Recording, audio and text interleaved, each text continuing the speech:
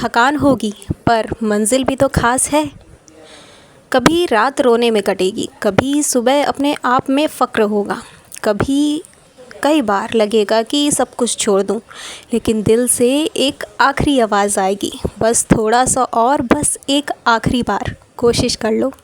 जब दुनिया चिल कर रही होती है, कुछ लोग सिर्फ़ एक सपने को जी रहे होते हैं, बिना शिकायत, बिना शो ऑफ, सिर्फ़ एक गोल के साथ, बस एक बार अपने लिए जीत जाना है। Hello guys, welcome back to the channel. तो कैसे हैं आप लोग? आई होप सभी की पढ़ाई बहुत अच्छी चल रही होगी। तो सुबह उठते ही मैंने बनाई टू डू लिस्ट, मतलब थोड़ा सा ब्रेकफास्ट बनाया था क्योंकि छोटे भाई को जाना था स्कूल। तो बस ब्रेकफास्ट वगैरह रेडी करके बनाई अपनी टू डू लिस्ट। और टू डू लिस्ट बनाने के बाद मैंने ईडियम एंड फ्रेजेस का रिवीज़न करा, मतलब पूरा रिवीज़न किया। जो मैंने फर्स्ट डे से कल तक पढ़ा था तो उसका मैंने पूरा रिवीज़न किया। हाँ, आज मैं क्लास नहीं देख पाई क्योंकि रूटीन थोड़ा हैट्रिक था और मतलब मुझे आज पूरी एशियंट हिस्ट्री का भी रिवीज़न करना था और जिस चीज़ का मैं इंतज़ार कर रही थी वो चीज़ भी आ गई। तुम लोग भी पूछ रहे थे काफ़ी दिन से, दीदी बुक कब आएगी, बुक कब आएगी, वो वाली मुझे भी लिंक शेयर कर दो। तो आज मैं सब बता दूंगी तुम लोगों को, ठीक है।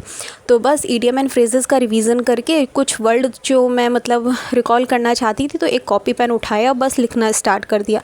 वो सब करने के बाद रेडी हो गई और उसके बाद मैंने थोड़ा सा भगवान जी की पूजा करी और छत में जाकर सूरज भगवान जी को जल चढ़ाया। कभी कभी लगता है ना कि सब कुछ रुक जाता है, मोटिवेशन, एनर्जी और होप भी, लेकिन एक कॉर्नर होता है दिल का जो चुपके से कहता है फिर से शुरू करो।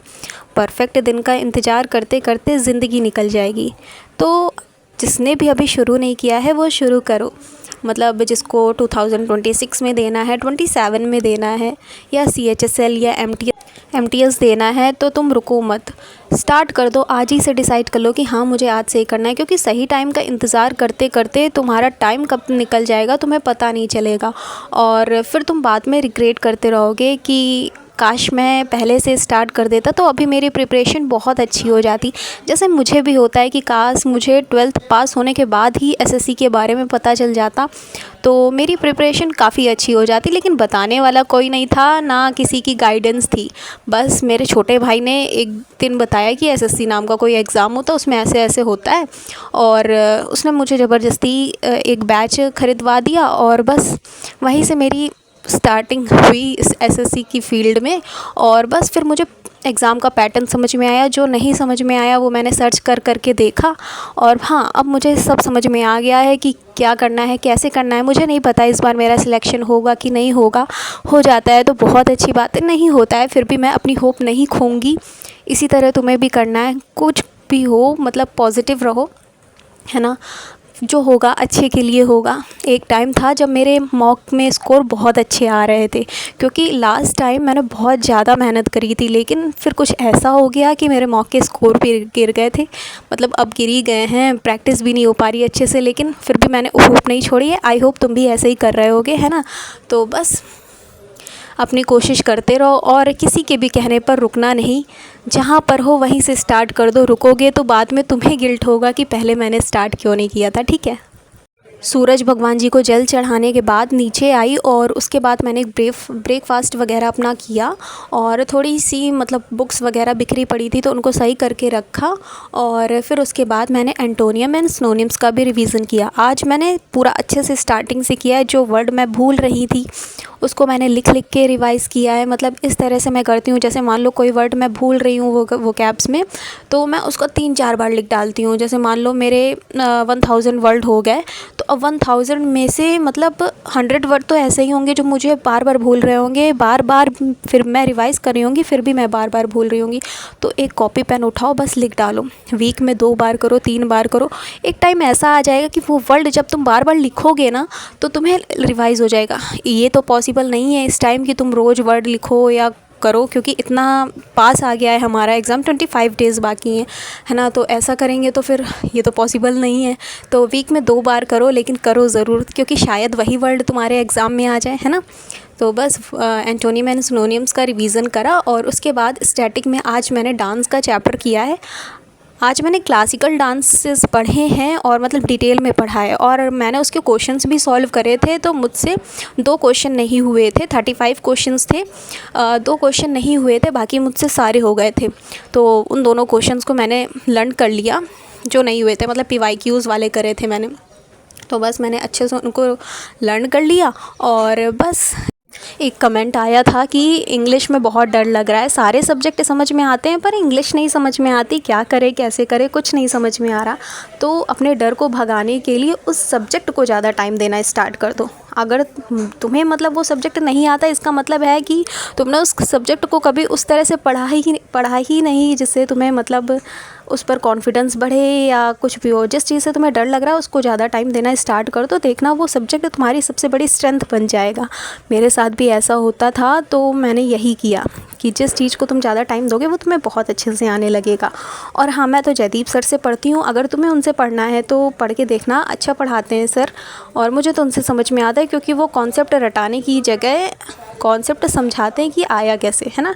तो बस अपना मतलब ये करने के बाद, स्टैटिक करने के बाद छत में चली गई क्योंकि हाथ में थोड़ा दर्द होने लगा था। तो बस वह छत में चली गई, मेडिटेशन किया और नीचे पार्सल आ गया था। मैंने तुम लोग को बताया था, मैंने खान सर के नोट्स तो मंगाए थे, तुम लोग जानते हो, मतलब पॉलिटी के अलग, मतलब हर सब्जेक्ट के अलग। लेकिन ये 25 दिन बचे हैं और एग्ज़ाम आने वाला है, मुझे समझ में नहीं आ रहा था क्या करूँ, और मुझे खान सर से ही समझ में आता है। तो खान सर की एक बुक है पॉकेट जीके, तो बस मैंने उसको मंगा लिया। और आप लोग जानते हो कि मैंने 2 दिन पहले एशियंट हिस्ट्री का 1 शॉट कंप्लीट किया था। तो बस इसी से मैंने पूरा रिवीजन कर लिया। मतलब ये एकदम इजी लैंग्वेज में है और इसमें सारे सब्जेक्ट हैं, चाहे पॉलिटी हो, इकोनॉमिक्स हो, चाहे साइंस हो, मतलब और जो स्टैटिक है वो भी है। मतलब तुम अच्छे से पढ़ सकते हो। और डिस्क्रिप्शन में लिंक है, तुम लेना चाहो तो ले लेना। और फ्लिपकार्ट में ये अवेलेबल है और ज़्यादा महंगी भी नहीं है बुक, है ना, देख लेना जाके, डिस्क्रिप्शन में लिंक है। मुझे बिलीव है कि तुमको भी ये बुक अच्छी लगेगी, ठीक है। मुझे तो बहुत अच्छी लगी ये बुक और मैं इंतज़ार कर रही थी कितनी जल्दी ये बुक आए तो मैं अपना रिवीजन करना स्टार्ट करूं, और सच में आ गई। तो एशियंट हिस्ट्री का आज मैंने आधा रिवीजन किया है, आधा मैं कल करूंगी क्योंकि पूरा आज मुझसे हो नहीं पाया, तो बाकी मैं कल करूंगी। और सच बताऊं, जीके जीएस मुझे हमेशा बोरिंग सब्जेक्ट लगता था, लेकिन एग्ज़ाम भी तो क्लियर करना था ना। तब मिला ये खान सर का पॉकेट जीके, इतना सिंपल, इतना पॉइंट वाइज और एग्ज़ाम के हिसाब से बनाई गई है ये बुक, जैसे किसी ने मेरे दिमाग का मैप पढ़ के लिख दिया हो। मैंने बस इसका आज एशियंट हिस्ट्री का मतलब आधा रिवीज़न करा है और बाकी मैं कल करूँगी। और ये बुक सच में अच्छी है, तो तुम इसको ले सकते हो, ठीक है। मतलब सब कुछ इसमें कवर है, मैंने पूरी बुक अच्छे से देखी और फिर उसके बाद तुम लोग को बता रही हूँ कि हाँ ये सच में अच्छी बुक है। तुम्हें अगर लूसेंट वगैरह की लैंग्वेज नहीं समझ में आती, क्योंकि काफ़ी लैंग्वेज डिफ़िकल्ट होती है, मैंने भी पढ़ी है लूसेंट, लेकिन बीच बीच में कुछ ऐसी लैंग्वेज होती है जो हमें नहीं समझ में आती। तो इस बुक में सब ऐसे ही लिखा हुआ है, तुम्हें समझ में आएगा एक एक पॉइंट, ठीक है। तो बस कभी कभी लगता है सब रुक गया है, जैसे कुछ हो ही नहीं रहा, लेकिन अंदर से कहीं एक उम्मीद रोज़ जगाती है और कहती है बस थोड़ा और चल ले जीत, अभी दूर नहीं है।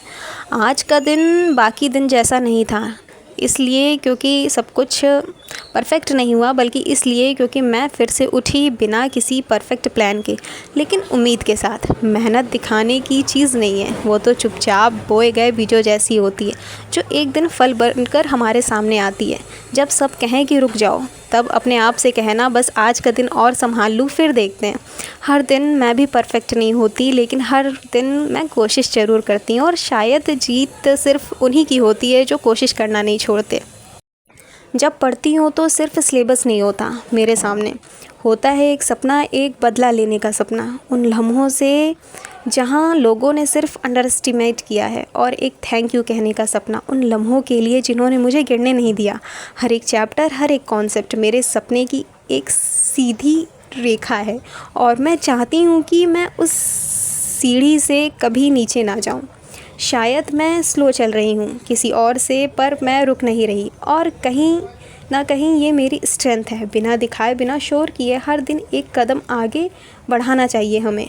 अपने आप से एक वादा करना चाहिए कि इस खुद को हारने नहीं देना है। गलतियाँ होती हैं, स्कोर्स कभी बहुत ज़्यादा हर्ट करता है, पर हम हार मान के बैठने वाले तो नहीं है ना। हम समझ चुके हैं कि प्रोग्रेस दिखती है, फ़ील भी होती है और हम रोज़ थोड़े और स्ट्रॉन्ग फ़ील करते हैं। जब स्कोर लेवल एकदम हाई हो जाता है तो हमारा कॉन्फिडेंस भी हाई हो जाता है, और जब स्कोर गिरता है तो हमें भी लगता है कि यार क्या हो गया। लेकिन फिर आवाज़ आती है कि ठीक है, थोड़ी और कोशिश करूँगी और थोड़ा सा आगे बढ़ने की कोशिश करूँगी। शायद अभी मेरी मेहनत में कमी है, इसलिए ऐसा हो रहा है। जिस दिन वो कमी पूरी हो जाएगी उस दिन शायद मेरा स्कोर बहुत अच्छा आने लगे।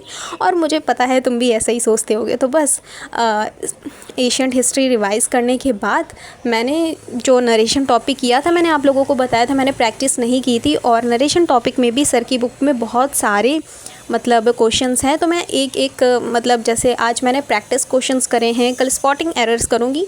तो इस तरह से मैं रोज़ कर रही हूँ। तो आज मैंने पूरे प्रैक्टिस क्वेश्चंस सॉल्व करे हैं। और हाँ, मुझसे 4 क्वेश्चन गलत हुए थे और फिर मैंने देखा कि मुझसे क्या गलत हुआ। मुझसे गलत हुआ था कि मैं समझ नहीं पाई कि अरे ऐसे। फिर बाद में जब मैंने उसका देखा कि कहाँ गलती हुई है, तब मुझे समझ में आया कि हाँ, ये सिली मिस्टेक शायद नहीं होनी चाहिए थी। तो बस छत में जाके करंट अफेयर का रिवीज़न करा और फिर नीचे आके मैथ का सेशन स्टार्ट कर दिया। मैथ में आज मैंने कंपाउंड इंटरेस्ट के क्वेश्चन सॉल्व करे हैं और आज मैंने 40 क्वेश्चन सॉल्व करे हैं। हाथ में पेन की वजह से अच्छे से प्रैक्टिस हो नहीं पा रही, लेकिन कोशिश कर रही हूँ धीरे धीरे कि सब कुछ अच्छा करती चली जाऊँ। ठीक है, पर कोशिश कर रही हूँ। कभी कभी ऐसा होता है कि हाथ में बहुत तेज़ पेन होता है, बिल्कुल लिखने का मन नहीं होता है, तो बस थोड़ा सा मसाज वसाज करके एक्सरसाइज करके स्टार्ट हो जाती हूँ। और आज भी कुछ ऐसा ही था, तो मैंने ऐसे ही करा।